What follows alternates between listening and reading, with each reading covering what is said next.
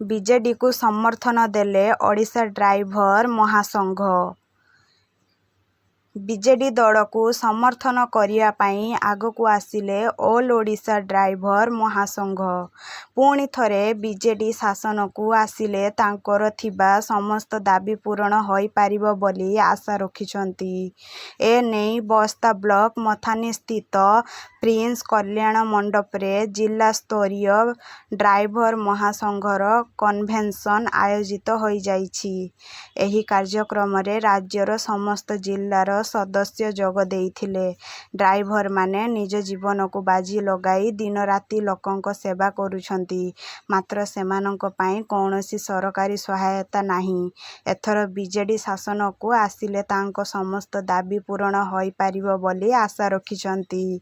ତେଣୁ ଚଳିତ ନିର୍ବାଚନରେ ବିଜୁ ଜନତା ଦଳକୁ ସମର୍ଥନ କରି ମୁଖ୍ୟମନ୍ତ୍ରୀ ନବୀନ ପଟ୍ଟନାୟକଙ୍କୁ ଷଷ୍ଠ ଥର ପାଇଁ ମୁଖ୍ୟମନ୍ତ୍ରୀ ଆସନରେ ବସାଇବା ପାଇଁ ଉପସ୍ଥିତ ଡ୍ରାଇଭରମାନଙ୍କୁ ଆହ୍ୱାନ ଦେଇଛନ୍ତି। ବ୍ୟୁରୋ ରିପୋର୍ଟ, ବାଲେଶ୍ୱର ଖବର। ଅଜୟ କୁମାର ମହାପାତ୍ର, ଅଲ୍ ଓଡ଼ିଶା ଡ୍ରାଇଭର ମହାସଂଘର ସାଧାରଣ ସମ୍ପାଦକ, ବାଲେଶ୍ୱର ଜିଲ୍ଲା।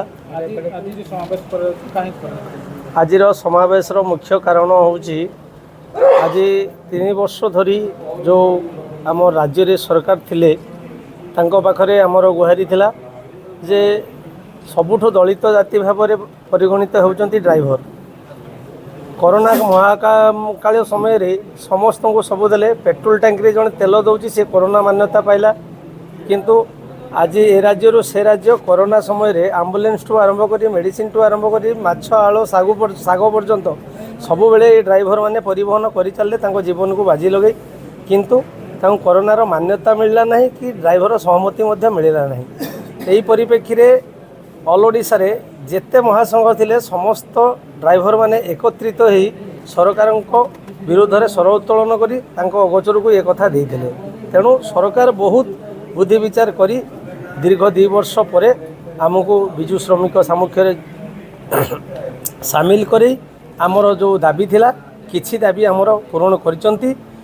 ଆମେ ଆଉ ସରକାରଙ୍କ ପାଖରେ ପୁଣି ନିବେଦନ ରଖୁଛୁ, ଆଗାମୀ ଦିନରେ ଆମର ଯେଉଁ ସବୁ ସଂକଳ୍ପ ଥିଲା ଆମେ ଲିଖିତ ଆକାରରେ ସରକାରଙ୍କୁ ଦେଇଥିଲୁ।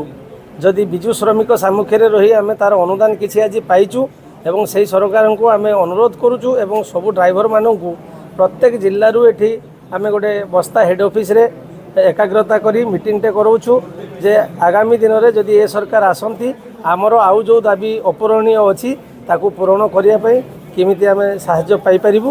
ଆଗାମୀ ଦିନରେ ଏ ସରକାରଙ୍କ ପାଖରେ ଆମର ଏହି ନିବେଦନ ରଖିଛୁ ଏବଂ ଏଠି ଯେଉଁମାନେ ଆସିଛନ୍ତି ସମସ୍ତେ ବିଜୁ ଶ୍ରମିକ ସାମୁଖ୍ୟରେ ସହବନ୍ଧିତ ଅଛନ୍ତି ଏବଂ ସେମାନେ ସମସ୍ତେ ଡ୍ରାଇଭର ଏବଂ ଅନ୍ୟାନ୍ୟ ଭାଇମାନେ ଅଛନ୍ତି। ଜୟ ଶ୍ରୀ ଜଗନ୍ନାଥ।